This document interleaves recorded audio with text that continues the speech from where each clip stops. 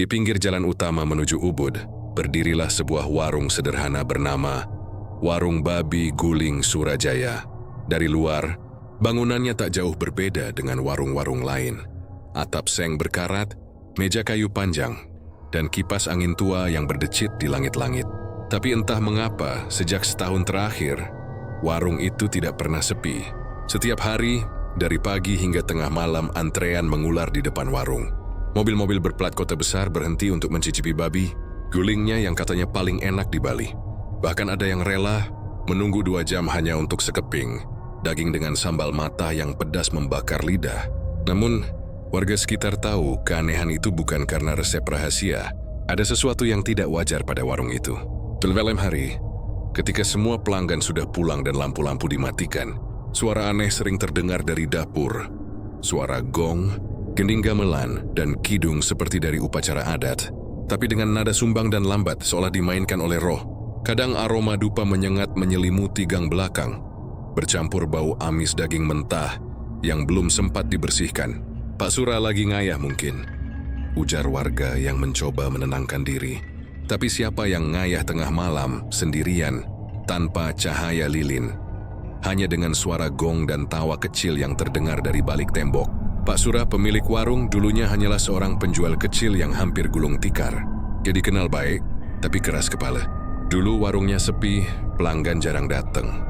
Dan anak semata wayangnya meninggal karena demam berdarah. Terlektis di biro, Jemi jarang berbicara, sering pergi berhari-hari tanpa kabar. Puluh, istrinya hanya bisa diam dan menangis di rumah. Lalu pada suatu malam ia kembali. Ia membawa patung kecil berbentuk babi hitam dari kayu Kamboja. Dengan mata merah menyala seperti bara, ia menaruhnya di pojok dapur dan berkata pelan kepada istrinya, "Mulai besok kita tak akan kekurangan lagi." Dan benar saja, keesokan harinya, sejak ayam pertama berkokok, pelanggan berdatangan. Rasa babi gulingnya luar biasa gurih. Kulitnya garing, dagingnya lembut seperti dimasak oleh tangan dewa. Orang-orang bilang bumbu olahan Pak Sura tak bisa ditiru. Tapi tak ada yang tahu bumbu itu direndam dalam darah sesuatu yang tak seharusnya ada di dapur manusia. Suatu malam Jumat Kliwon, langit Ubud gelap pekat, dan hujan turun deras seperti menyembunyikan sesuatu. Warung sudah tutup, tapi dari dalam dapur terdengar suara langkah kaki dan bunyi panci yang dipukul pelan. Raka, seorang pemuda yang baru 2 minggu bekerja di sana, kebetulan belum pulang karena sedang bersih-bersih piring. Dia mengintip ke dapur dari celah pintu bambu. Di dalam, Pak Sura berdiri di depan patung babi hitam itu. Dia menyalakan dupa, lalu meneteskan sesuatu dari botol kecil ke atas bara api. Asapnya menebal, dan Raka mencium bau yang aneh, seperti daging busuk dan bunga melati yang disiram darah. Pak Sura mulai berbicara pelan, seperti sedang berdialog dengan seseorang yang tak kasat mata. "Anak, sudah kukasih usaha lancar, pengunjung ramai. Tapi kau minta lagi?" Suara lirih itu menggema di antara bunyi hujan yang menetes. Raka memegangi dadanya. Ia tak tahu apa maksud kata-kata itu. Tapi bulu kuduknya berdiri saat melihat bayangan hitam sebesar manusia bergerak di dinding. Padahal hanya ada 1 orang di ruangan itu. Keesokan paginya, warung seperti biasa penuh sesak. Raka hampir tak percaya bahwa semalam ia melihat sesuatu yang mengerikan. Buluh tampak pucat, tapi berusaha tersenyum pada pelanggan. Tangannya gemetar saat menyajikan piring. Setiap kali pandangan mereka bertemu, Buluh menunduk, seolah takut sesuatu akan keluar dari matanya. Siang itu, seorang ibu dari Denpasar makan bersama anaknya di meja dekat jendela. Anak itu, gadis kecil berusia 6 tahun, tiba-tiba berhenti makan dan menatap patung babi hitam di pojok dapur. "Bu," katanya pelan, "kenapa babinya lihat aku?" Ibu itu menoleh. Patung itu diam saja. Tapi dari sudut tertentu, bola matanya seperti memantulkan cahaya merah. Jenis siu angin berhembus dari dapur membawa aroma dupa yang tajam. Dan si anak menangis ketakutan tanpa sebab. Malam berikutnya Raka terbangun karena mendengar bisikan. Suara itu seperti datang dari balik tembok kamarnya, yang bersebelahan dengan dapur. "Raka, jangan buka pintu malam ini." Suaranya lembut tapi lirih, seperti milik perempuan. Ia keluar kamar dengan tubuh bergetar, tapi mendapati bahwa Bulu sedang duduk di depan dapur, menatap kosong ke arah patung babi. "Bu," tak ada jawaban. Hanya tatapan mata kosong. dan air mata menetes perlahan di pipinya. Lalu dengan suara serak ia berbisik, dia lapar lagi malam ini. Esok harinya, ada berita di koran lokal. Mayat laki-laki tanpa identitas ditemukan di sungai Tukadwos. Tubuhnya penuh luka sayat, seperti dikerat oleh pisau dapur. Raka membaca berita itu dengan gemetar. Dalam hatinya sesuatu mulai menyatu. Suara aneh, bau dupa, patung babi hitam, dan rasa daging yang terlalu gurih. Dia mulai curiga. Rasa nikmat yang memikat ratusan pelanggan itu tidak datang dari daging babi biasa.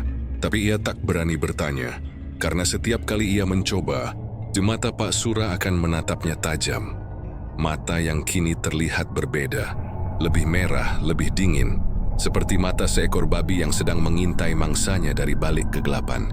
Menjelang malam, hujan turun lagi. Warung ditutup lebih awal. Raka mendengar suara gong kecil dipukul dari dalam dapur. Suara itu teratur, disusul nyanyian kuno dalam bahasa Bali yang ia tak pahami, dan bunyi tumpahan cairan ke atas bara. Aroma daging terbakar kembali memenuhi udara. Lalu di antara gema kidung itu, ia mendengar suara yang membuat darahnya membeku.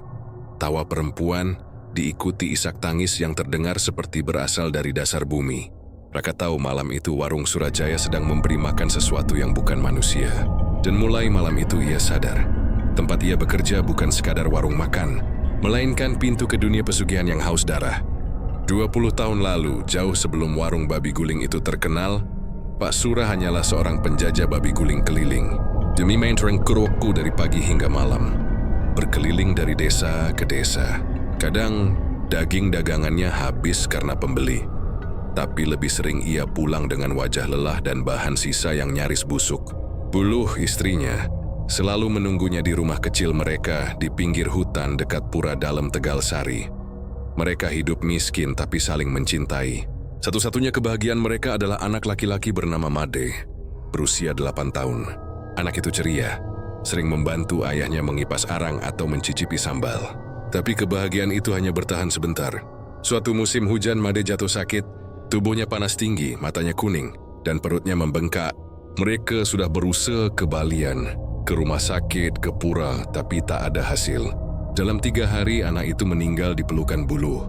Sejak hari itu, Pak Sura tidak pernah sama lagi. Ia mulai menyalahkan diri sendiri. Dewi marah pada dewa, pada nasib, pada dunia. Dia berkata pada istrinya, "Aku tak mau hidup miskin dan kehilangan lagi. Kalau dewa tak mau dengar doaku, biar aku cari yang mau mendengar." Buluh menatap suaminya dengan ketakutan. Jadi itu, kata-kata itu bukan sekadar amarah. Di Bali ada keyakinan, bila seseorang kehilangan arah dan hatinya penuh dendam, ia bisa menarik perhatian sosok-sosok niskala, roh leluhur yang telah gelap atau makhluk yang haus perjanjian. Beberapa malam kemudian Pak Sura menghilang, juga meninggalkan rumah tanpa pamit. Buluh mencari ke pura, ke pasar, bahkan ke kuburan anak mereka. Tapi ia tak ditemukan. Hanya kabar samar dari penjaga pura yang bilang melihat seorang pria berjalan ke arah tebing sakral di Gunung Batu Karu, tempat orang-orang jarang berani masuk karena dipercaya dihuni roh babi, hutan hitam penjaga neraka. 3 hari kemudian Pak Sura kembali. Tubuhnya penuh luka gores seperti dicakar, matanya cekung tapi senyumnya aneh, seolah puas. Ia membawa patung kecil dari kayu hitam, berbentuk babi duduk dengan taring panjang. "Ini pemberian dari tempat itu," katanya pelan. "Aku sudah membuat perjanjian. Sekarang kita akan hidup makmur." Buluh menangis ketakutan tapi ia tak berani menolak. Malam itu suaminya menggelar upacara kecil di dapur dengan dupa, darah ayam, dan mantra-mantra yang bukan dari ajaran Hindu manapun. Saat upacara selesai, angin dingin masuk lewat jendela, lampu minyak berkedip, dan dari dalam kuali terdengar bunyi seperti sesuatu sedang menggelembung, blup, blup, silih seda kehidupan di dalamnya.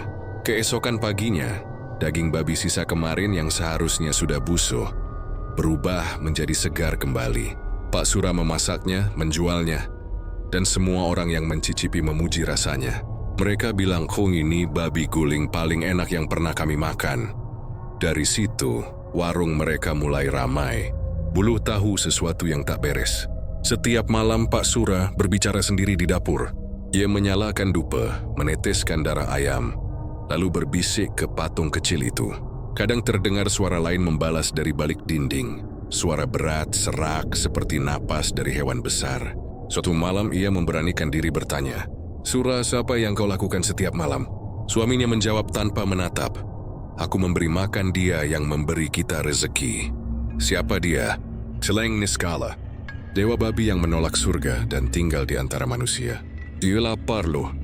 Tapi selama kita memberinya makan, kita tak akan miskin lagi. Buluh terisak. Dia tahu sih ini bukan rezeki dari dewa, melainkan kutukan. Namun pas Surah tak mau mendengar. Jadi Penix dengan suara tajam. "Kau menangis waktu Made mati. Sekarang aku bisa buat kita kaya. Kau mau kehilangan semuanya lagi?" Buluh tak bisa menjawab. Malam itu, ia berdoa di depan foto anaknya. Tapi bayangan babi hitam terus muncul di benaknya. Mata merahnya seperti menatap dari sudut rumah, menunggu. Tahun-tahun berlalu, warung mereka makin besar. Uang mengalir, pelanggan berdatangan dari luar pulau. Tapi harga dari semua itu mulai tampak. Setiap kali omset menurun, seseorang di sekitar mereka akan menghilang. Mulanya hanya hewan, anjing, ayam, kambing. Lalu mulai manusia. Ada kuli bangunan yang tidur di belakang warung. Tak pernah bangun lagi. Ada pedagang sayur yang hilang setelah mengantar bahan. Setiap kali itu terjadi, Pak Surah semakin makmur. Dan patung babi hitam di dapur semakin berkilat seolah basah oleh sesuatu. Buluh tidak kuat lagi. Dia mulai melihat bayangan anaknya di mimpi. Berdiri di depan pura, menangis sambil berkata, "Bapa, kasih aku pada dia." Mimpi itu membuatnya menggigil. Dia tahu arti kata dia. Celeng Niskala, sang babi hitam dari dunia bawah.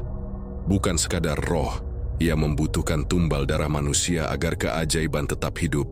Suatu sore, saat warung penuh oleh pelanggan, Buluh melihat Pak Surah berdiri di depan dapur dengan wajah kosong. Matanya menatap tajam ke arah seorang gelandangan yang lewat di depan warung. Malamnya ia melihat suaminya membawa karung besar ke belakang. Dan dari celah pintu ia mendengar bunyi seretan berat. Disusul bunyi seperti daging jatuh ke lantai. Dia ingin berteriak, tapi lidahnya kaku. Hanya air mata yang keluar, bersama kesadaran bahwa ia kini hidup bersama seorang suami yang telah menjadi pelayan iblis. Dari malam ke malam suara gong kecil di dapur terus berbunyi. Aroma dupa bercampur darah segar menyesaki udara. Dan patung babi hitam itu kini terlihat semakin hidup. Kadang seperti tersenyum, kadang matanya berkedip pelan saat dupa dinyalakan. Buluh tahu sesuatu telah tumbuh di rumah mereka. Bukan hanya warung, tapi kutukan yang menunggu waktu untuk menelan semuanya. Dan jauh di dalam dirinya, ia mulai berbisik. Andai dulu aku berani membakar patung itu sebelum semuanya terlambat. Nama pemuda itu Raka, 23 tahun. Perantau dari Karangasem yang baru tiba di Ubud dengan impian sederhana. Mencari pekerjaan apa saja untuk menafkahi ibunya di kampung. Ia tidak punya pengalaman. Hanya tahu sedikit tentang memasak dan menyapu. Maka ketika mendengar kabar bahwa warung babi guling Surajaya sedang membuka lowongan, ia datang tanpa pikir panjang. Saat pertama kali melangkah ke halaman warung itu, hawa aneh langsung menyambutnya. Aroma dupa bercampur bau arang dan minyak babi yang mendidih, membuat kepalanya sedikit pening. Tapi suasana di luar tampak biasa. Pelanggan ramai, tawa terdengar di meja-meja, dan para pelayan bekerja cekatan. Di balik hiruk pikuk itu, ada sosok Pak Surah, lelaki paruh baya dengan sorot mata tajam dan suara berat. "Kau mau kerja di sini?" "Iya Pak, saya bisa bantu di dapur bersih-bersih." "Bagus, tapi di sini ada aturan. Jangan tanya banyak hal.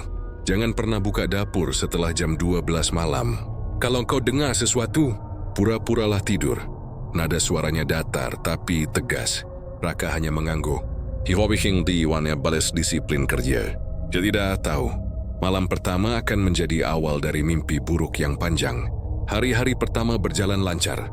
Raka bekerja di bagian dapur, membantu menyiapkan bumbu, mencuci alat masak, dan memotong daging. Dapur warung itu besar, bersih, tapi terasa dingin dan lembab meski bara arang menyala terus. Di pojok ruangan, patung babi hitam kecil selalu diberi dupa setiap pagi oleh Buluh. Ia berkata, sebagai penghormatan pada leluhur. Namun setiap kali dupa itu menyala, Raka selalu merasa dadanya sesak, seperti ada sesuatu yang menatap dari balik asap. Buluh sendiri tampak ramah tapi wajahnya menyimpan duka. Kadang saat warung sudah sepi, ia duduk di kursi panjang sambil menatap kosong ke arah patung itu. Jika Raka menegurnya, ia hanya tersenyum tipis dan berkata, "Kalau kau ingin tetap hidup lama di sini, jangan banyak ingin tahu, nak." Suatu malam Raka lembur sendirian di dapur karena harus membersihkan panci besar untuk besok pagi. Jam menunjukkan hampir pukul 12. Semua pekerja lain sudah pulang, termasuk Buluh. Hanya Pak Sura yang masih ada, berjalan bolak-balik dari dapur ke ruangan belakang sambil membawa ember berisi cairan merah pekat. Raka berpikir itu mungkin bumbu sate, tapi bau yang keluar bukan seperti rempah, melainkan amis seperti darah segar. Saat Pak Sura masuk ke ruangan kecil di ujung dapur, Raka sempat melihat sekilas. Di sana ada meja batu hitam. Di atasnya lilin menyala dan sesuatu seperti kepala babi diletakkan di tengah. Pak Sura berlutut, meneteskan cairan dari ember itu ke mulut patung babi hitam kecil di dekat meja. Lalu terdengar bunyi slurp, slurp, seperti seseorang sedang meneguk cairan. Raka terpaku. Gyori Tause ia seharusnya tidak melihat, tapi tubuhnya kaku. Matanya tak bisa berpaling. Tiba-tiba Pak Sura menoleh. "Kau dengar sesuatu, Raka?" Suara itu datar tapi berat, membuat jantung Raka hampir berhenti. "Tidak, Pak. Saya cuma membersihkan panci." Tatapan Pak Sura menembus seperti pisau.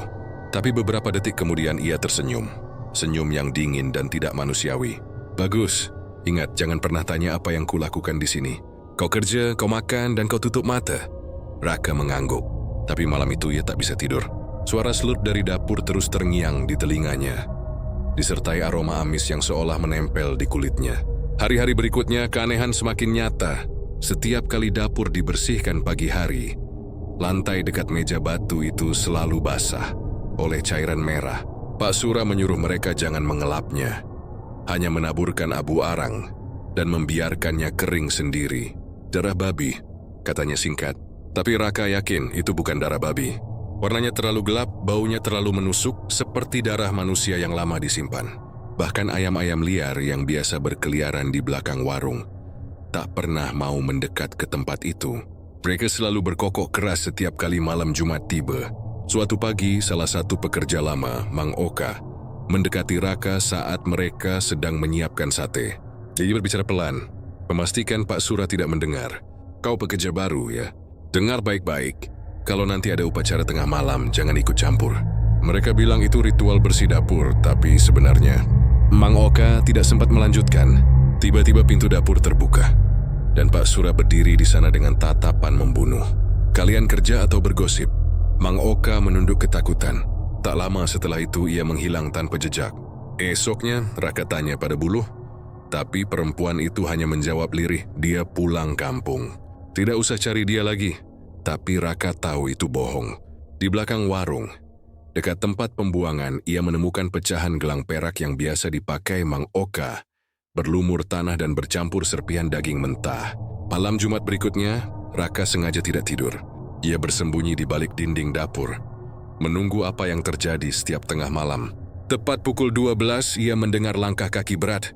Dari celah pintu terlihat Pak Sura mengenakan kain hitam, menyalakan dupa, dan menaburkan bunga kamboja di lantai. Dua lelaki asing datang membawa karung besar. Karung itu bergerak. Dari dalamnya terdengar suara lirih seperti orang merintih. Lalu suara itu berhenti begitu Pak Sura menghunus pisau panjang dan meneteskan darah ke mulut patung babi hitam. Asap dupa menebal.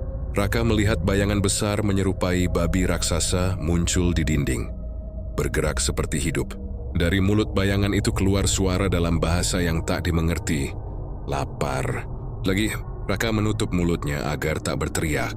Tapi ketika ia memalingkan wajah, Bulu berdiri di belakangnya. Mata merah, wajah pucat, air mata menetes. "Kau tak boleh lihat ini, nah," katanya lirih. "Sekali kau lihat, kau sudah jadi bagian dari kami." Malam itu Raka berlari keluar warung. Tapi suara gong kecil dan kidung Bali yang serak mengejarnya sampai jauh ke jalan. Saat ia berhenti untuk menenangkan napas, ia menatap ke arah warung dari kejauhan. Dari celah atapnya, terlihat asap hitam membentuk wajah babi dengan mata merah menyala. Menatap ke arah Raka seolah mengingat wajahnya. Ia menggigil. Dalam hatinya ia tahu, warung tempatnya bekerja bukan tempat biasa. Di sana resep rahasia bukan bumbu dapur, melainkan tumbal darah manusia. Dan mulai malam itu, Raka sadar, cepat atau lambat namanya akan menjadi daftar tumbal berikutnya. Sejak malam itu, hidup Raka tak pernah tenang lagi. Tidurnya selalu diselimuti mimpi-mimpi ganjil. Bayangan babi hitam yang berjalan tegak seperti manusia, suara gong yang dipukul perlahan di kejauhan, dan tawa perempuan yang berubah menjadi erangan. Setiap pagi ia bangun dengan tubuh basah keringat, dan hidungnya mencium aroma amis seperti darah, padahal tidak ada apa-apa di sekitarnya. Dia mencoba bertanya kepada buluh, tapi perempuan itu hanya menjawab dengan suara bergetar. Kalau kau ingin selamat Raka, pura-puralah tidak tahu apapun. Kadang tahu terlalu banyak itu sama saja dengan menjemput maut. Kata-kata itu menempel di pikirannya, tapi rasa penasaran menelan rasa takut. Apalagi setelah ia menyadari satu hal aneh. Ada bagian warung yang tidak pernah disentuh siapapun, gudang di belakang dapur. Pintu kayunya selalu terkunci dengan rantai besi besar. Setiap sore sebelum pulang, Pak Sura selalu memeriksa gemboknya. Kadang dari dalam gudang itu terdengar bunyi seperti air menetes, seperti sesuatu yang lebih berat, seperti darah yang jatuh ke lantai. Dan di bawah pintu, sering tampak jejak merah mengering yang disapu terburu-buru. Malam itu, rasa penasaran Raka mencapai puncaknya. Pak Sura sedang keluar menghadiri pertemuan adat di Banjar. Buluh sedang berjualan di depan, dan hanya ia seorang yang tersisa di dapur. Ia tahu, ini satu-satunya kesempatan untuk mengetahui apa sebenarnya yang disembunyikan di balik pintu itu. Dengan tangan gemetar, ia mengambil kunci kecil yang tergantung di dekat rak bumbu. Entah mengapa, kunci itu selalu ada di situ, tapi tidak pernah dipakai siapapun. Ia mendekati pintu gudang. Jantungnya berdetak begitu keras sampai rasanya bisa terdengar. Begitu kunci diputar, suara klik terdengar, pelan, tapi seperti membuka rahasia yang sudah lama dikubur. Aroma busuk langsung menyeruak keluar, membuat Raka hampir muntah. Ia menutup hidung, menyalakan senter ponselnya, lalu perlahan melangkah masuk. Ruangan itu gelap, lembab, dan dindingnya penuh coretan huruf Bali kuno yang ditulis dengan sesuatu yang tampak seperti darah kering. Di tengah ruangan ada tempat sesaji besar dari batu hitam. Di atasnya berdiri patung babi raksasa yang hampir setinggi dada manusia. Patung itu berbeda dengan yang di dapur. Lebih besar, lebih menyeramkan. Matanya terbuat dari batu merah yang berkilat aneh, seolah memantulkan cahaya hidup. Namun bukan itu yang membuat Raka ingin menjerit. Di belakang patung itu ada gentong-gentong besar dari tanah liat, dan di sekelilingnya lantai becek oleh cairan merah. Saat ia mendekat, ia melihat potongan kain, rambut, bahkan kuku manusia yang terapung di dalamnya. Satu gentong bergoyang pelan, seperti ada sesuatu di dalamnya yang baru saja bergerak. Raka menahan napas, mendekat perlahan, lalu menyorot senter ke dalam. Yang ia lihat membuat darahnya berhenti mengalir. Sebuah kepala manusia, matanya masih terbuka, mengapung di dalam cairan kental merah. Kepala itu tampak segar, seolah baru beberapa jam lalu dipotong. Ia terpeleset mundur, jatuh ke lantai, dan ponselnya terlempar. Senter padam seketika, meninggalkan kegelapan total. Namun di dalam gelap itu terdengar suara slurp, slurp, lalu napas berat. Dan dari arah patung babi itu, muncul cahaya merah dari matanya menyala hidup. Raka merangkak ke arah pintu dengan panik. Tapi sebelum sempat mencapai gagang, sesuatu bergerak cepat di belakangnya. Cakar besar menyentuh bahunya, dingin dan licin seperti kulit hewan. Lalu suara berat berbisik di telinganya. Sudah lama tak ada yang datang ke sini tanpa izin. Raka menoleh dan hampir pingsan.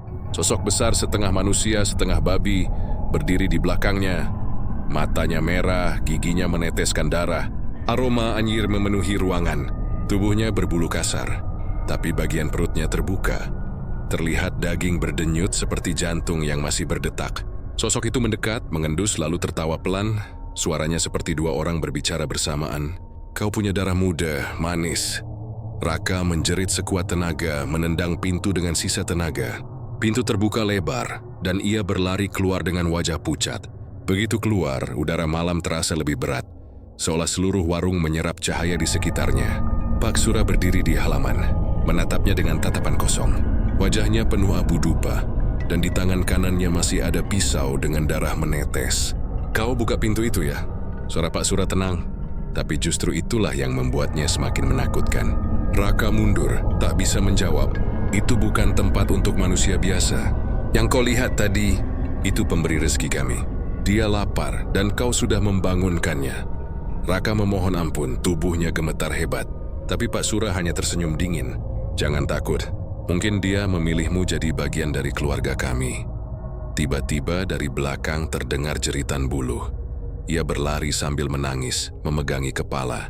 Sura, cukup. Kau mau korban lagi? Sudah cukup darah di rumah ini. Pak Sura menatap istrinya dengan tatapan tajam. Kau tahu sendiri loh, kalau kita berhenti, dia akan ambil semuanya kembali. Termasuk nyawamu. Buluh terisak dan berlutut. Raka berdiri terpaku, tak tahu harus kemana. Malam itu udara di warung begitu tebal, angin berhenti. Dan hanya suara gong kecil di dapur terdengar. Dipukul pelan 3 kali, tanda bahwa ritual baru saja dimulai. Raka berlari meninggalkan warung, tapi di belakangnya ia mendengar langkah kaki besar mengikuti. Saat ia menoleh sekilas, dari celah pintu gudang yang terbuka, mata merah babi itu masih menyala, menatapnya dari kegelapan. Dan entah bagaimana ia tahu, makhluk itu belum selesai dengannya. Dia adalah saksi pertama yang masih hidup setelah melihat lumbung darah manusia di balik warung itu. Dan mulai malam itu, setiap kali ia memejamkan mata, ia selalu melihat gentong-gentong merah itu bergoyang perlahan, seolah menunggu korban berikutnya. Raka berlari tanpa arah, menembus malam yang pekat. Langit di atasnya seperti menekan bumi, berat dan gelap tanpa bintang sedikit pun. Suara gong dari arah warung Pak Sura masih bergema samar. Setiap dentang terasa seperti panggilan maut yang menempel di udara. Ia baru berhenti setelah kakinya nyaris lumpuh. Darah menetes dari lututnya yang tergores batu. Napasnya tersengal, dan tubuhnya menggigil di antara pepohonan bambu yang berderak oleh angin. Namun rasa takut jauh lebih besar dari rasa sakit. Bayangan wajah babi raksasa itu terus menempel di kepalanya.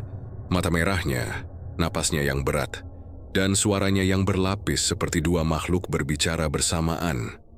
Raka bersandar pada pohon, menatap ke arah warung di kejauhan.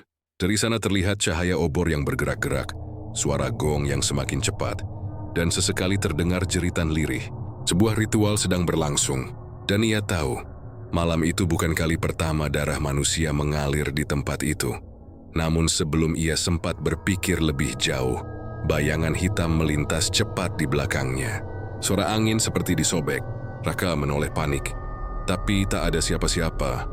Hanya suara bambu bergesek pelan, seperti ada yang bernafas di antara batang-batangnya. Ia melangkah mundur, tapi kemudian suara itu berbicara. Kau lihat sesuatu yang seharusnya tak kau lihat. Suara itu datar dalam, seolah berasal dari perut bumi. Raka berputar mencari sumbernya, tapi yang terlihat hanyalah bayangan panjang di tanah, tanpa tubuh pemiliknya. Kau membuka pintu darah. Sekarang mereka akan memburumu sampai kau menjadi bagiannya. Raka gemetar hebat. Siapa engkau? Katanya terbata. Bayangan itu menegang, lalu berubah bentuk perlahan. Dari bentuk samar menjadi siluet manusia dengan jubah panjang. Kepalanya ditutupi kain hitam. Wajahnya gelap total tanpa mata atau mulut. Namun suaranya jelas dan dinginnya menusuk tulang. Aku penjaga perjanjian. Dulu, sebelum warung itu dibangun, tanah itu adalah tempat pemujaan lama. Tempat darah ditukar dengan kekayaan. Mereka yang menolak memberi tumbal akan diambil nyawanya. Sekarang kau adalah pengganggu. Dan pengganggu selalu harus memilih menjadi bagian dari perjanjian atau musnah. Raka mencoba berlari lagi, tapi kakinya terasa berat seperti ditarik sesuatu. Tanah di bawahnya perlahan berubah basah. Bukan air, tapi darah yang merembes dari dalam bumi. Dia jatuh tersungkur. Tangannya menekan tanah yang licin dan hangat. Dari balik semak muncul puluhan tangan hitam yang merayap keluar, mencengkeram pergelangan kakinya. Lepas, lepas! Teriak Raka berusaha melepaskan diri. Namun semakin ia beronta, semakin kuat genggaman itu menariknya ke bawah. Bayangan hitam itu berdiri di atasnya, menunduk. Kalau kau ingin hidup, buat perjanjian denganku. Perjanjian apa? Raka nyaris menangis. Kau harus menyelesaikan apa yang mereka mulai. Kau harus memutus rantai darah itu sebelum malam ke-7. Jika gagal, kau akan menggantikan mereka di dalam gentong. Bayangan itu mengulurkan tangan, dingin, transparan, tapi terasa nyata. Saat Raka menyentuhnya, sekelebat penglihatan muncul di kepalanya. Dia melihat Pak Sura muda di tengah ritual, memegang kepala kambing hitam yang masih menjerit. Dia melihat bulu menangis menutup wajah saat anak kecil dikorbankan di altar batu. Ia melihat darah yang ditampung dalam gentong, dan patung babi yang perlahan hidup setelah setiap tumbal diberikan. Semuanya nyata, semua kekayaan yang mereka miliki berasal dari darah orang yang tidak berdosa. Bayangan itu berbisik lagi. Kau sudah melihat asal kutukan itu. Sekarang sitas Ken Siawam, Naoming Haskennya. Tapi ingat, setiap kali kau mendekati kebenaran, darah akan menagih balasannya. Tiba-tiba suara gong berhenti. Angin menjadi hening. Dan dari arah warung terdengar jeritan panjang yang menggema ke langit. Jeritan seorang perempuan, bulu Raka berdiri terhuyung menatap ke arah suara itu. Itu dalam dirinya berkata, jika ia kembali sekarang semuanya akan berakhir. Entah dengan selamat atau dengan mati. Bayangan itu lenyap perlahan, hanya menyisakan bisikan terakhir. 7 malam, Raka. Hanya 7 malam sebelum darahmu menjadi bagian dari gentong. Raka kembali ke arah warung, langkahnya berat dan takut. Namun saat ia sampai di sana halaman warung sepi. Obor padam, pintu terbuka setengah, dan lantai depan basah oleh darah segar yang menetes dari dalam. Di tengah ruangan bulu terbaring tanpa kepala, dan di dekatnya Pak Sura berdiri dengan mata kosong, tubuhnya berlumur darah, memegang pisau besar. Tapi yang membuat Raka membeku adalah bayangan di belakang Pak Sura. Patung babi hitam itu sudah tidak ada di tempatnya. Tiba-tiba suara langkah berat terdengar dari dapur. Setiap langkah seperti hentakan daging ke tanah. Dan dari balik pintu yang gelap, muncul sosok itu lagi. Babi setengah manusia, matanya merah menyala. Wajahnya seperti senyum, tapi penuh darah segar. Kau kembali, Raka. Bagus. Ku lapar lagi malam ini. Raka menjerit mundur perlahan. Namun dalam dirinya ia tahu ini bukan lagi sekadar pelarian. Ini adalah awal dari perang darah antara manusia dan makhluk yang pernah mereka sembah. Dan dari jauh, di antara bayang-bayang pepohonan, suara entitas hitam itu bergaung pelan. Ingat perjanjianmu. Darah harus ditebus dengan darah. Hujan turun sejak sore, deras dan panjang seperti cucuran air dari langit yang tak henti-henti menangis. Warung babi guling milik Pak Sura kini telah berubah menjadi tempat kengerian yang tak bisa dijelaskan. Aroma amis darah bercampur arang dan dupa terbakar memenuhi udara. Dinding-dinding bambu menghitam. Genteng bocor meneteskan air bercampur darah. Di tengah ruangan, Raka berlutut di samping tubuh buluh yang terkulai. Dia menatap wajah wanita itu yang kini pucat dan dingin. Matanya terbuka lebar, membeku dalam ekspresi ketakutan. Ia menggigil. Di pojok dapur, Pak Sura duduk bersila. Tubuhnya kaku seperti mayat hidup. Di depannya gentong besar berisi cairan merah kehitaman yang terus bergolak meski tak ada api di bawahnya. Kau terlambat, Raka. Suara Pak Sura pelan tapi berat. Dia sudah menerimanya. Tumbal malam ini sudah diserahkan. Raka bangkit dengan gemetar. Kau bunuh istrimu sendiri, Pak. Pak Sura tersenyum samar. Tapi matanya kini tak lagi manusia. Aku hanya memenuhi janji. Dewa Celeng tak akan tenang sebelum darah terakhir diberikan. Setelah itu warung ini akan hidup selama-lamanya. Raka menatap gentong itu. Cairan di dalamnya berputar, seperti ada sesuatu yang bergerak di dalamnya. Lalu dari dalam gentong muncul moncong babi berwarna hitam legam. Dengan mata merah berkilat dan lidah menjulur panjang menjilat tepi gentong. Raka mundur menahan mual. Celeng niskala, gumamnya. Makhluk itu menatapnya dan tertawa rendah. Suaranya berat dan basah. Daramu, yang terakhir, setelah kau tak ada lagi manusia yang melawan. Raka menatap sekeliling. Ia tahu satu hal.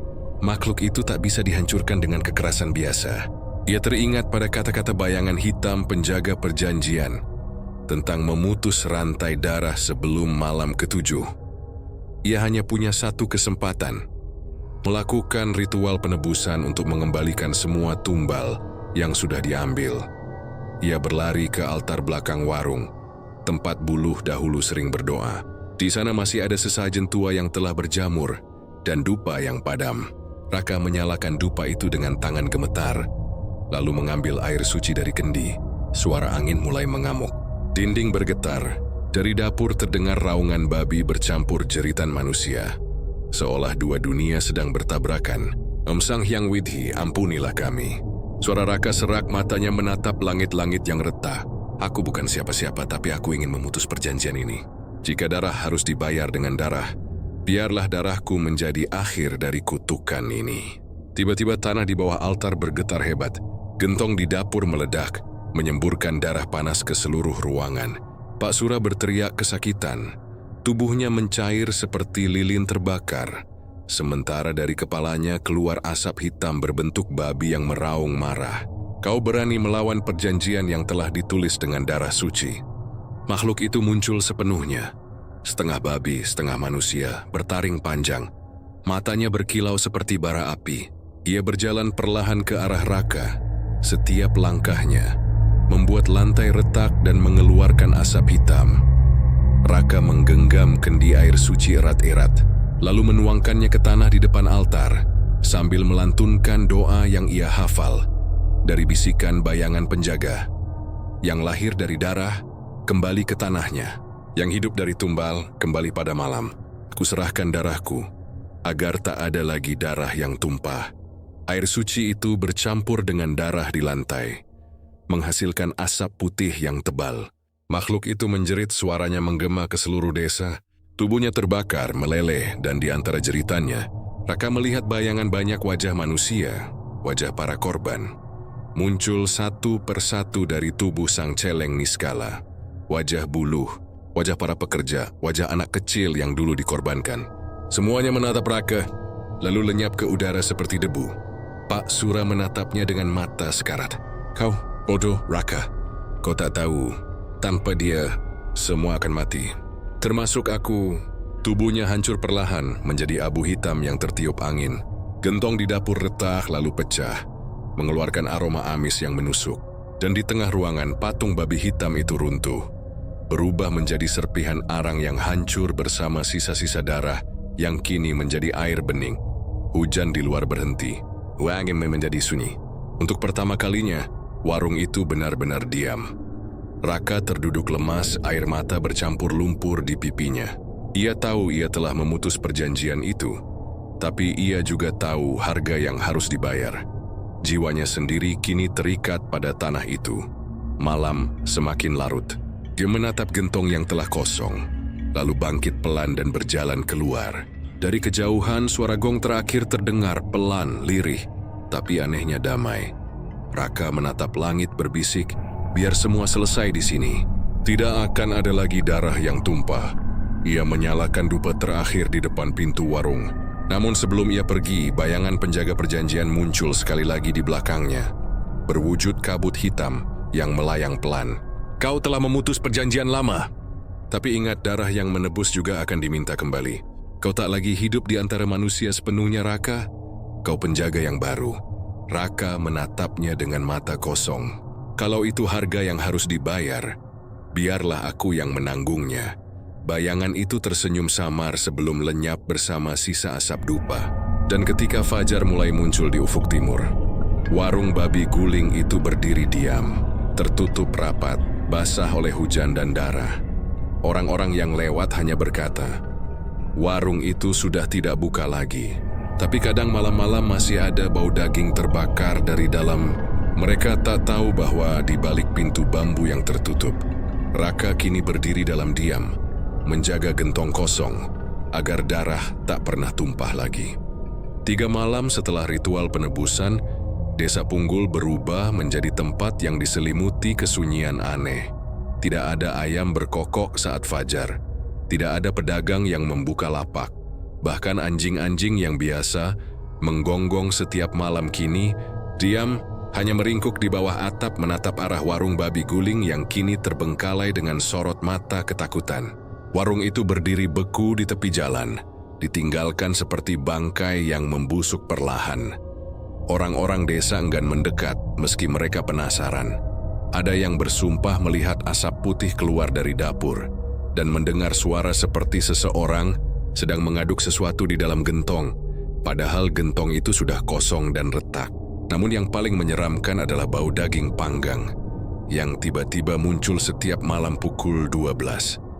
Aromanya menggoda, manis, membuat siapapun yang mencium seolah lapar dan haus. Beberapa warga tak kuat menahan rasa penasaran, mendekati warung di malam hari, dan keesokan paginya mereka tak pernah kembali. Raka, yang kini tinggal di rumah itu seorang diri, duduk di pojok dapur menatap gentong kosong yang kini terisi air bening. Ia jarang tidur, matanya merah, tubuhnya kurus, dan kulitnya mulai tampak pucat seperti orang yang kehilangan darah. Ia berbicara sendiri, kadang tertawa pelan, kadang menangis. Ia tahu sesuatu masih belum selesai. Malam itu, saat angin mulai bertiup dari arah kuburan tua di utara, Raka mendengar suara langkah kaki basah dari halaman belakang. Pelan, berat, dan berirama seperti orang yang berjalan di lumpur. Ia memejamkan mata, tapi langkah itu semakin dekat. Dan ketika pintu bambu dapur berderit terbuka, bau darah busuk menyeruak masuk. Raka, suara itu pelan, lirih seperti bisikan dari tenggorokan yang penuh air. Raka menoleh dan melihat Buluh, tubuhnya pucat, lehernya terpotong separuh tapi masih berdiri. Darahnya menetes pelan ke lantai. Matanya kosong, tapi dari bibirnya keluar senyum yang menusuk hati. Kau janji, semua darah akan ditebus. Tapi kenapa kami masih di sini? Raka membeku. Aku sudah menebus. Aku sudah lakukan ritualnya. Buluh melangkah mendekat.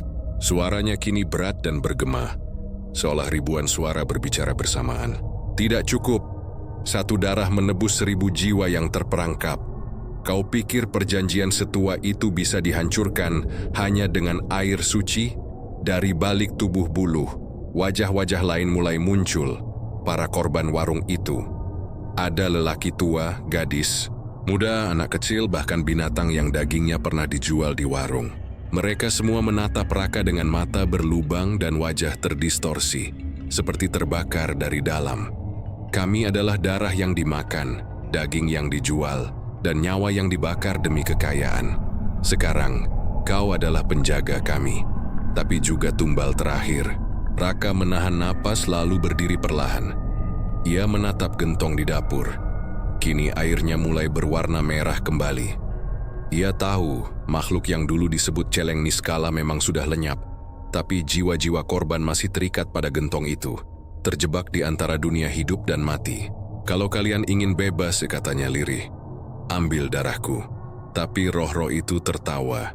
Suara tawa mereka seperti daging yang diremas dan tulang yang patah. Bukan darahmu yang kami mau. Kami ingin darah yang menulis perjanjian pertama. Raka terdiam. Ia mengerti. Perjanjian itu dimulai oleh Pak Sura. Dan meski tubuhnya telah hancur, roh jahatnya masih hidup di dalam tanah warung ini. Selama arwah Pak Sura belum dihancurkan, kutukan tidak akan pernah selesai.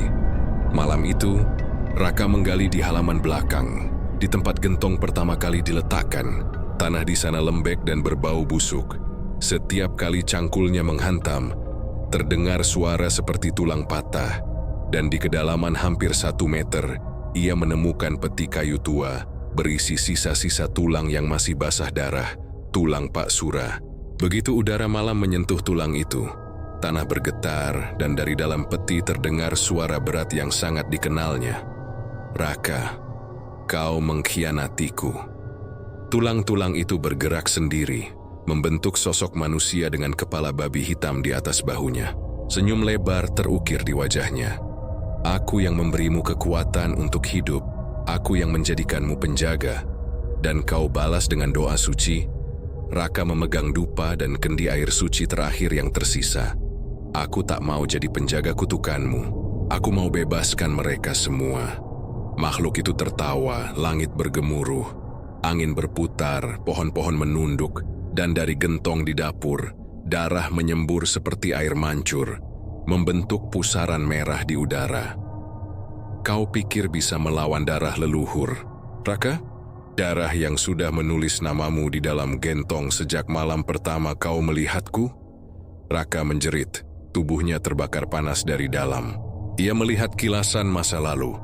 Saat pertama kali ia menandatangani perjanjian itu tanpa sadar, ketika bayangan hitam menolongnya dari tangan-tangan yang menyeretnya ke bumi. Ia sudah menjadi bagian dari kutukan itu sejak awal. Namun kali ini, ia tidak akan menyerah. Kalau aku sudah jadi bagianmu, biarlah aku jadi akhirnya juga. Raka melompat ke dalam pusaran darah, membawa kendi air suci, lalu memecahkannya di atas dirinya sendiri. Ledakan cahaya putih menyelimuti seluruh warung. Teriakan ribuan roh menggema ke seluruh desa, dan gentong itu retak pecah berkeping-keping. Ketika pagi datang, penduduk desa menemukan warung itu hancur sebagian. Dinding bambu terbakar, gentong menghilang, dan di tengah lantai dapur hanya ada bekas tubuh manusia yang hangus, memeluk patung babi hitam yang telah retak. Tidak ada tanda kehidupan, tapi anehnya, bau dupa suci tercium di udara menutupi aroma darah. Sejak hari itu, tak ada lagi warung babi guling di desa Punggul. Namun setiap kali hari Kajeng Kliwon tiba, warga melihat asap tipis muncul dari reruntuhan warung, dan terdengar suara gong lembut yang datang dari arah dapur. Mereka bilang, itu suara Raka, sang penjaga terakhir, yang menepati sumpahnya. Menjaga agar darah manusia tak lagi dijadikan santapan makhluk celeng hitam. Kabut tebal menyelimuti tanah tempat warung itu pernah berdiri. Tak ada suara ayam, tak ada hembusan angin. Hanya keheningan yang menggantung, seolah waktu berhenti. Di tengah reruntuhan dapur yang hangus, asap putih membentuk pusaran lambat-lambat.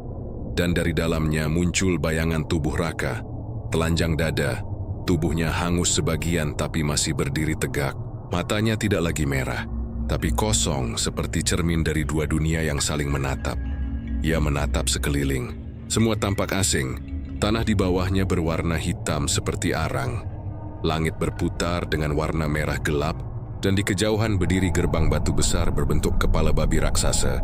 Mulutnya menganga, mengeluarkan suara dengusan berat. "Aku di mana?" Gumam Raka, suaranya serak. Suara lain menjawab dari balik kabut. "Kau berada di antara dunia Raka. Dunia para pemuja yang mati dengan perjanjian di tangan mereka." Dari kabut muncul bayangan penjaga perjanjian, sosok hitam yang dulu menolongnya. Tapi kini wajahnya jelas, ini setengah manusia, setengah babi. Matanya hitam tanpa bola. Dan dari dadanya keluar simbol merah berbentuk spiral. "Aku membawamu ke sini karena belum selesai. Kau sudah menghancurkan gentong. Tapi roh celeng Niskala belum lenyap. Ia menunggu di dasar dunia bawah, tempat darah pertama kali dituang." Raka menatap lurus ke gerbang babi batu itu. Dari dalamnya terdengar raungan panjang, bercampur jerit manusia dan tawa yang memecah kepala. "Kalau aku harus ke sana untuk mengakhiri semua ini, maka aku akan pergi." Bayangan penjaga itu menatapnya lama. "Sekali kau masuk, tak ada jalan kembali. Dunia manusia akan melupakanmu, dan hanya namamu yang tersisa di tanah kutukan ini." Raka mengangguk. "Biarkan begitu. Ku sudah mati di sana. Yang tertinggal hanya janji." Ia melangkah ke mulut gerbang, melewati kabut pekat yang berubah menjadi dinding daging hidup, berdenyut seperti jantung. Setiap langkah yang diambilnya membuat tanah di bawahnya bergetar, dan dari sela-sela batu keluar tangan-tangan arwah korban lama, menarik dirinya perlahan tapi lembut, seolah memberi restu. Saat ia masuk sepenuhnya, dunia berubah. Langit kini terbalik, laut darah bergelora di atas kepalanya, dan di bawah, ribuan kepala manusia terbenam dalam tanah hitam. Hanya matanya yang bergerak, menatap ke arah Raka. Di tengah lautan darah itu berdiri makhluk kolosal, celeng Niskala dalam wujud aslinya.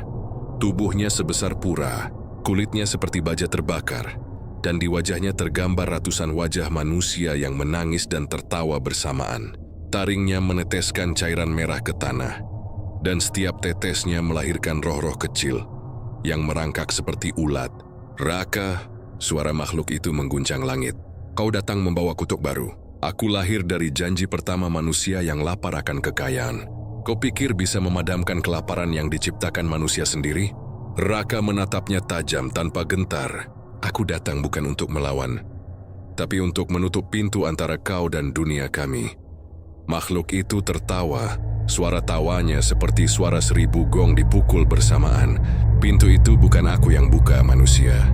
Kalian yang menulisnya dengan darah. Ku hanya makan dari yang kalian sajikan. Raka menatap kedua tangannya. Kulitnya mulai mengelupas, memancarkan cahaya putih dari dalam tubuhnya. Bayangan penjaga perjanjian muncul lagi di sampingnya. Berlutut, gunakan darahmu yang terakhir, Raka. Setiap penjaga memiliki satu kesempatan untuk mengikat kembali dunia yang terbuka. Tapi harga dari itu adalah jiwamu akan menyatu dengan tempat ini selamanya. Raka tersenyum pahit. Aku tak butuh hidup lagi. Ia menggenggam tanah hitam, mencampurnya dengan darah dari lukanya sendiri, dan menggambar lambang spiral suci di udara. Cahaya putih menyala, menerangi seluruh ruang bawah.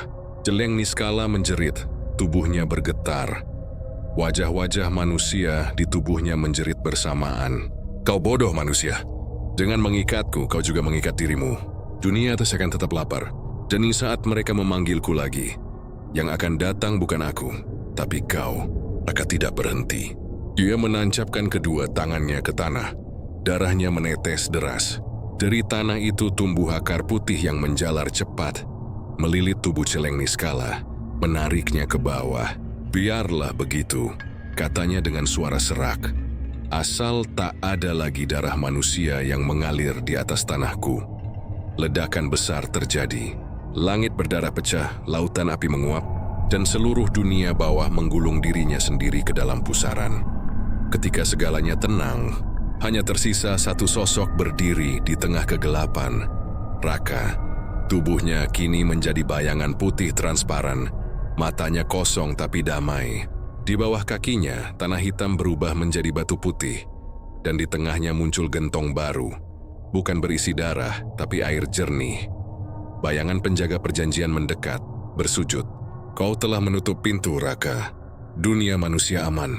Untuk sementara, Raka menatap ke atas. Di langit samar-samar tampak desa Punggul. Dengan matahari terbit di kejauhan, ia tersenyum. Kalau mereka memanggil lagi, katakan pada mereka, penjaganya masih di sini. Sejak hari itu, desa Punggul tidak pernah lagi diganggu. Namun setiap kali ada orang yang mencoba membuka warung babi guling di tanah itu, mimpi buruk datang. Mereka melihat sosok laki-laki hangus berdiri di tengah api, memegang kendi air suci, dan berbisik pelan, "Hentikan sebelum darah pertama menetes." Dan di bawah tanah yang gelap, jauh di dunia bawah, Raka masih berdiri dalam diam, menjaga gentong air bening. Sementara di sekelilingnya, roh-roh korban lama beristirahat tenang di bawah sinar suci. Tapi di ujung sana, dalam bayangan yang belum sepenuhnya padam, mata Celeng Niskala terbuka sedikit. Satu tetes darah menetes dari sudutnya, jatuh ke tanah seperti biji yang siap tumbuh kembali, menunggu manusia yang cukup serakah untuk memanggilnya lagi. 20 tahun telah berlalu sejak malam, ketika warung babi guling milik keluarga Raka terbakar habis. Tanah itu kini menjadi lahan kosong. Dipagari tembok batu hitam dengan prasasti kecil bertuliskan Tanah Larangan. Tak seorang pun berani menanam, apalagi mendirikan bangunan di sana. Namun waktu memiliki cara sendiri untuk melupakan, dan manusia seperti biasa memiliki cara sendiri untuk mengulangi dosa yang sama. Tahun 2024, seorang pria bernama Made Arta, pengusaha kuliner dari Denpasar, datang bersama timnya untuk meninjau lahan itu. Ia mendengar kabar bahwa tanah di desa Punggul bisa dibeli dengan harga murah karena dianggap angker. Baginya, itu peluang. Dia tak percaya pada hal-hal mistis. Hanya cerita lama untuk menakut-nakuti orang bodoh, katanya sambil menepuk bahu anak buahnya. Namun ketika warga desa tahu rencananya membuka warung babi guling modern di tanah itu, satu persatu menolak membantu. Bahkan tukang bangunan yang sudah dibayar pun menghilang diam-diam malam sebelum pembangunan dimulai. Hanya seorang lelaki tua yang datang menemuinya, berpakaian lusuh, berikat kepala putih, dan membawa dupa yang belum menyala. "Kau orang luar," katanya dengan suara parau. "Tanah ini bukan milik siapapun. Dia milik yang lapar." Mede tertawa kecil. "Yang lapar? Justru bagus, berarti warung saya nanti ramai." Laki tua itu menatapnya lama. Matanya seperti menyimpan luka yang tak selesai. "Bukan manusia yang lapar di sini, nak, tapi sesuatu yang lebih tua dari kelaparan itu sendiri." Ia menunduk, lalu menancapkan dupa ke tanah. Kalau kau tetap bersikeras, jangan salahkan siapapun kalau darah kembali menetes. Maid tidak mendengarkan. Ia menebang sisa pohon Kamboja di ujung tanah itu. Pohon yang konon tumbuh di atas kubur Raka. Dan mulai mendirikan bangunan megah berdesain modern. Lantai granit dipasang, dapur baru dibangun, dan di tengahnya, persis di tempat gentong tua dulu ditemukan, ia menaruh tempat bakar babi guling utama. Ketika fondasi digali, salah satu pekerja menemukan benda aneh. Gentong kecil berisi air bening. The maid menganggapnya jimat dan meletakkannya di pojok dapur. Ia tak tahu bahwa air itu bergetar halus setiap kali pisau menyentuh daging babi di meja potong. Malam pembukaan tiba. Warung baru bernama Babi Guling Surga Daging itu ramai pengunjung. Bahkan turis-turis mancanegara datang mencicipi. Tapi tak lama setelah mereka makan, angin dingin menyapu dapur. Lampu berkelip. Seorang juru masak berteriak karena melihat bayangan laki-laki hangus berdiri di belakang oven, memegang kendi air suci. "Hentikan sebelum darah pertama menetes," bisik suara itu. Arta marah dan menganggapnya halusinasi. Ia menendang kendi itu hingga pecah. Airnya menyebar ke lantai, tapi anehnya berubah jadi merah darah saat menyentuh ubin panas. Dari retakan tanah keluar aroma daging terbakar dan suara seperti tawa babi dari jauh. Malam itu juga, seorang karyawan ditemukan pingsan dengan luka gores seperti cakaran di dadanya.